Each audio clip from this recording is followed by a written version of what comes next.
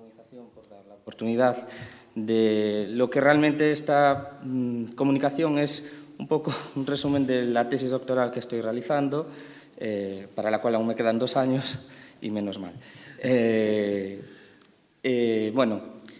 Mi nombre es Daniel Lucas Teijero Mosquera, soy doctorando en Historia del Arte por la Universidad de Santiago y miembro del grupo de investigación Historia del Arte, de la Arquitectura y del Urbanismo. Con esta ponencia, Fábricas de fundición en Galicia, 1844-1936,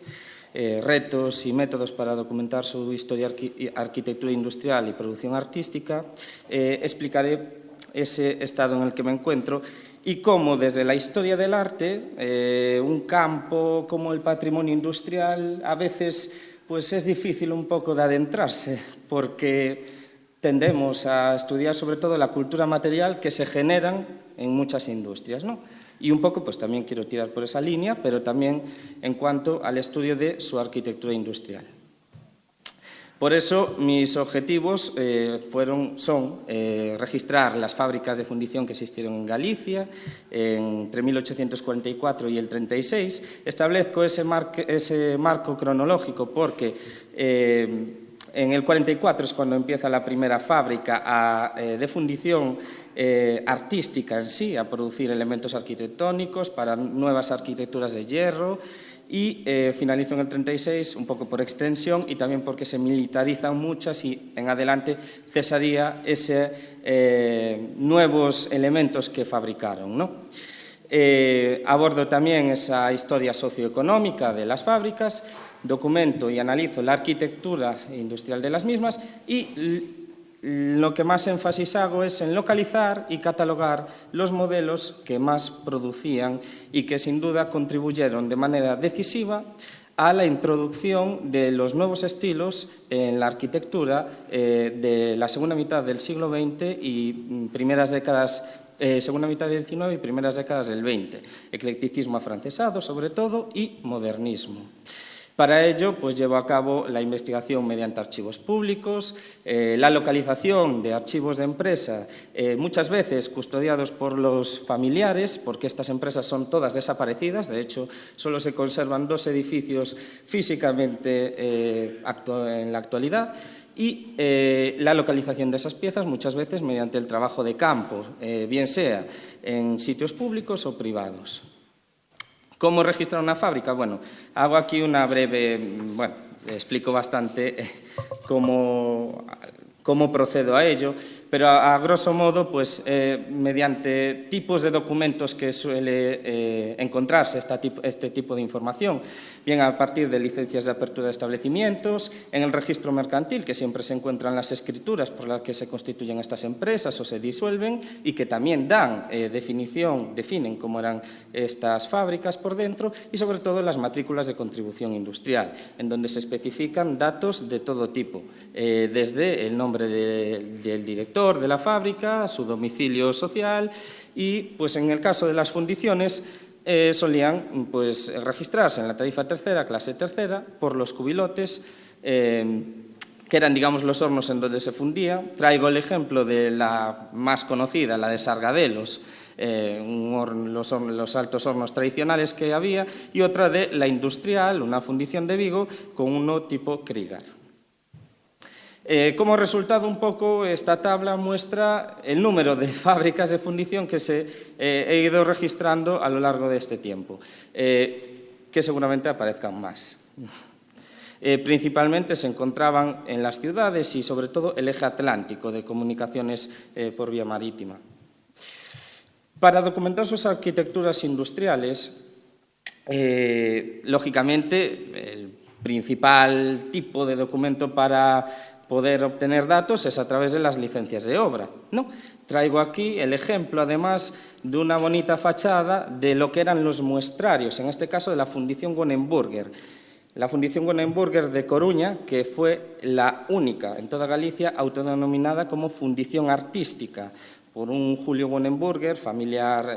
procedente de Alsacia, que se formó en Bellas Artes y precisamente orientó su producción a la fabricación de objetos artísticos. Los muestrarios eran habituales en las fábricas gallegas, tenían un espacio privilegiado al lado de la fábrica, en donde se exhibían estos productos más sofisticados o más vendidos.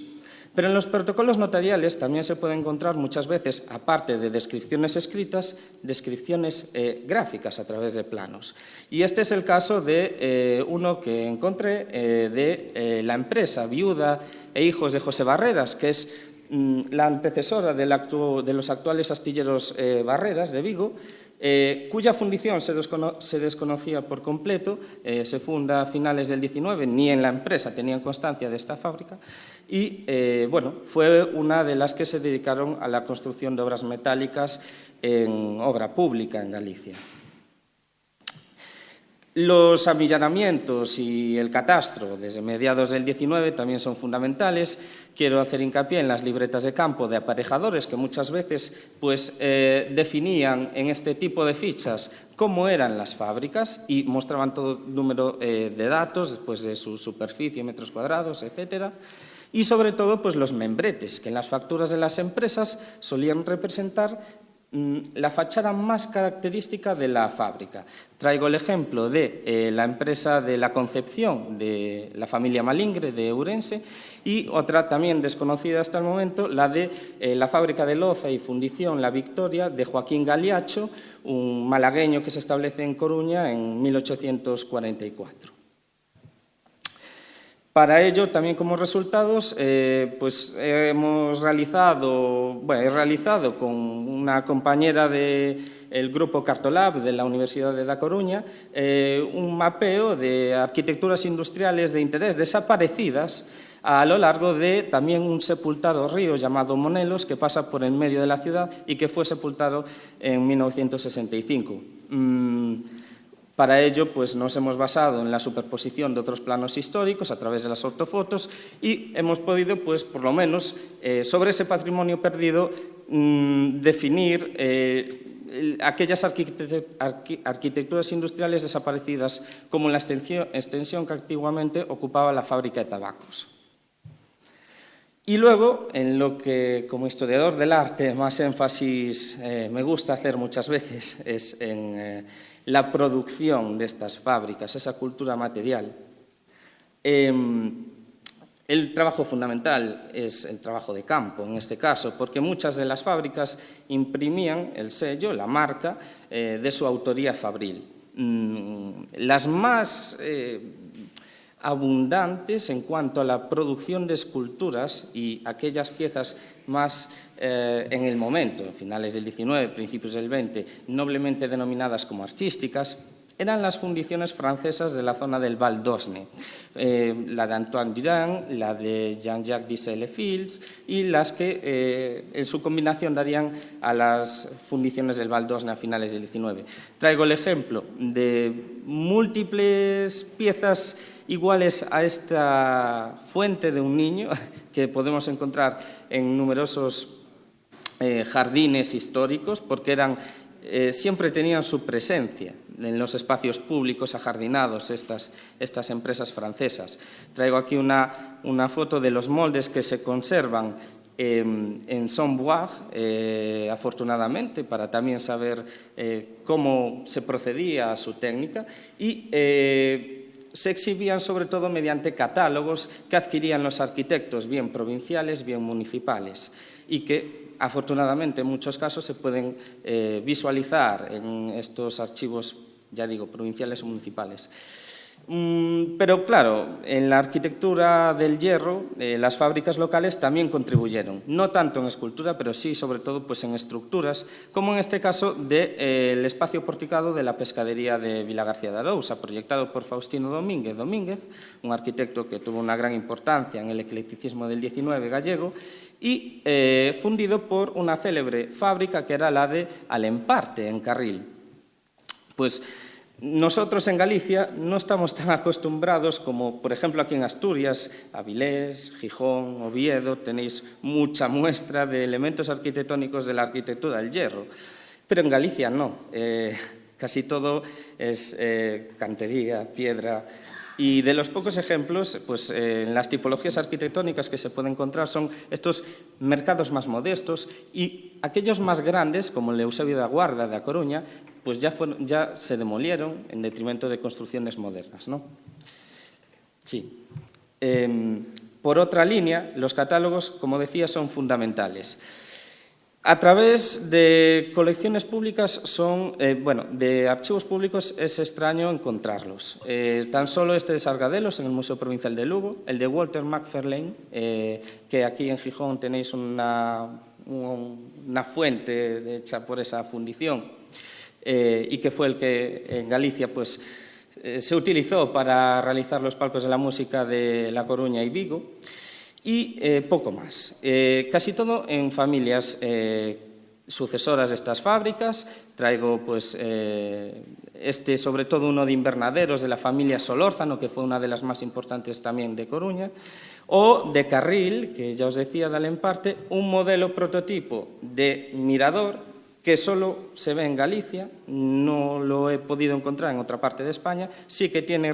reminiscencias a otros modelos franceses, y que pues, a partir de un catálogo se trasladaba a la arquitectura. Traigo el ejemplo de nuevo de esas fábricas francesas porque también en las exposiciones universales aquellas que eran premiadas se adquieren para los ayuntamientos, como esta de Betanzos, de la Diana Cazadora, que aquí es donde se expuso por primera vez, y la del Deseo de A Coruña también aquí. Por último, pues, bueno, hay una infinidad de documentos a través de los que se pueden localizar su producción, bien por hemeroteca, croquis como estos de la Industriosa de Vigo, muy interesantes, cómo diseñaban los modelos de catálogo y, bueno, en definitiva, se puede encontrar sobre todo a través de correspondencia, papeles sueltos, no se conservan catálogos en sí como pieza única, por lo cual es todavía más difícil definir la autoría fabril de estos elementos arquitectónicos. Y como resultado de todo ello,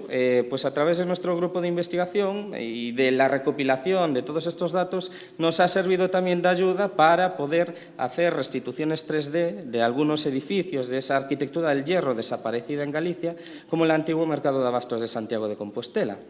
en donde, pues a través de sus columnas, de Alemparte, de Carril también, pues pudimos definir la fisonomía que en origen tenían, ¿no?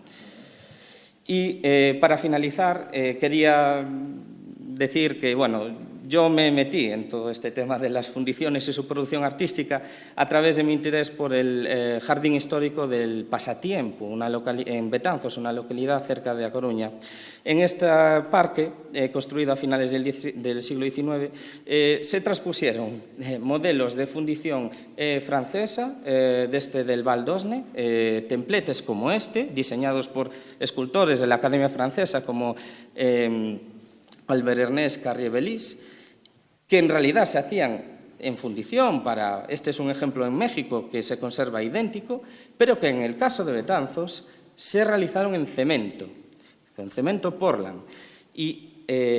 al igual que aquí, en muchos otros jardines de propiedades privadas o jardines públicos, y que también pone de manifiesto un poco la afluencia de la importancia de los modelos franceses en otras artes y oficios para su copia, ¿no?